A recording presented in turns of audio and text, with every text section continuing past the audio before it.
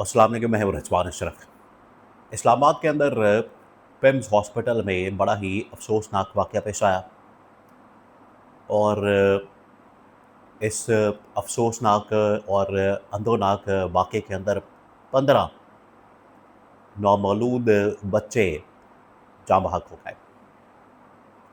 PIMS hospital के अंदर आग लगी तकरीबन को सुबह 6 बजे और ये वहाँ पर आग लगी जहाँ पर बच्चों की नर्सरी थी।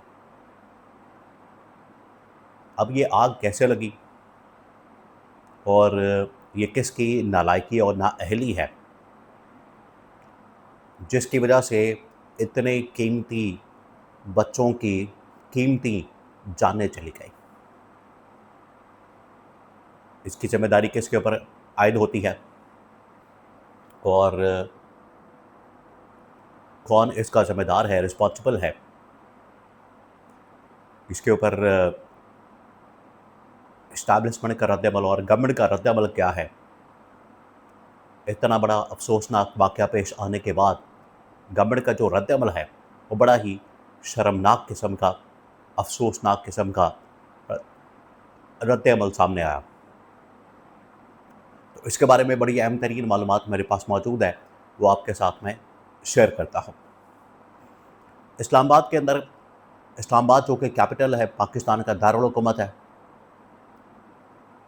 और यहाँ पर अगर कोई इस तरह का नाअहली का, नालायकी का, काहली का, सुस्ती का कोई वाक़या पेश आता है तो उससे आप इमेजिन कर सकते हैं कि पूरे पाकिस्तान के अंदर फिर सूरत हाल क्या होगी, पूरे पाकिस्तान के अंदर हालात व वाक़यात क्या होंगे। कि अगर कैपिटल के अंदर, दारुल हुकूमत के अंदर, मरकज़ी शहर के अंदर सहूलियात का या फैसिलिटीज़ का फुक़दान है, वहाँ पर सहूलियात नाम की चीज़ नहीं है, तो फिर आप इमेजिन कर सकते हैं कि पूरे पाकिस्तान के अंदर क्या हालात होंगे। और ये बात, इस वाक़े ने बिल्कुल मोहसिन नकवी की बात सही साबित कर दी कि सिस्टम बिल्कुल कोलैप्स कर गया है, नाकाम हो गया है। लेकिन ऊपर बैठी हुक्मरान अशराफिया टस से मस नहीं होती, उनके कानों पर जूं तक नहीं रेंगती और वो उसी तरह से अपनी आशाशी के अंदर पड़े हुए हैं। ये अफसोसनाक वाक़े पेश आता है पिम्स हॉस्पिटल के अंदर बच्चों की नर्सरी वार्ड में, जहाँ पर सुबह सवेरे आग लगती है। अब आग की वजह जो बयान की जा रही है, जितने मुँह उतनी बातें। गवर्नमेंट की जानिब से एक बात होनी चाहिए थी ताकि रिस्पॉन्सिबिलिटी फ़िक्स की जा सकती, ज़िम्मेदारान का तयन किया जा सकता।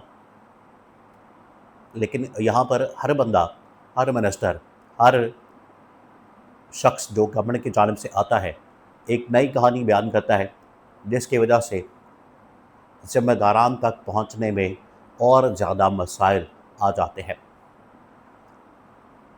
6 बजे आग लगती है, उसके बाद यहाँ से निकलने का कोई रास्ता नहीं, ना कोई इमरजेंसी एग्ज़िट है, ना कोई बाहर आने का कोई रास्ता है, ना अंदर जाने का, ना बाहर आने का, जिसकी वजह से वहाँ पर तकरीबन कोई 25 से 30-35 बच्चे जो वहाँ पर मौजूद होते हैं, उनमें से अभी तक की रिपोर्ट्स के मुताबिक, इतलात के मुताबिक 14 से 15 बच्चों की हलाकत हो चुकी है।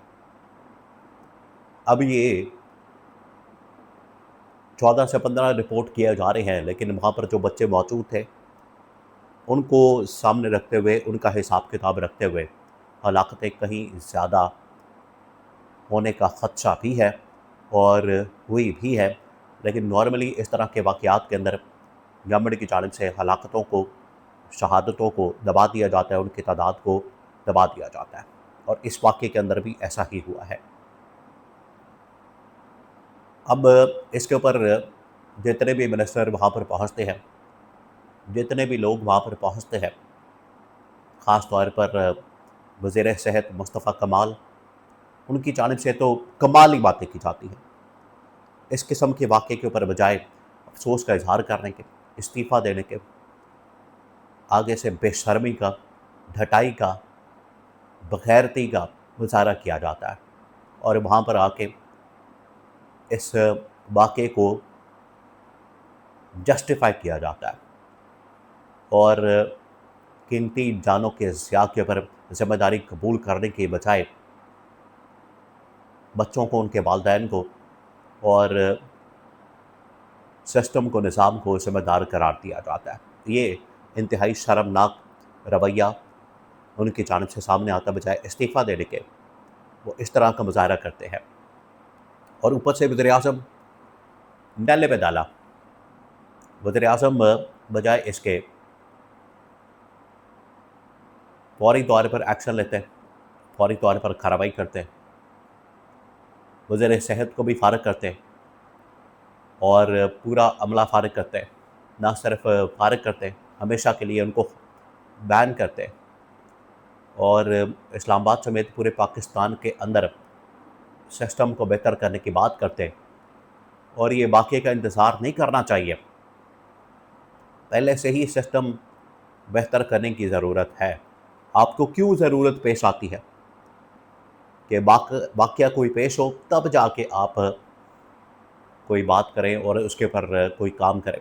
पहले ही होना चाहिए, लेकिन अब ये वाक़या पेश आ गया, उसके बाद बरतरफ करना चाहिए। सिर्फ सेक्रेटरी सेहत को फारिग करके उसकी जगह नया सेक्रेटरी सेहत ला के ड्रामेबाजी करके आप इस तरह से उनके ज़ख्मों पर मरहम नहीं रख सकते, उल्टा आपने उनके ज़ख्मों पर नमक छिड़का।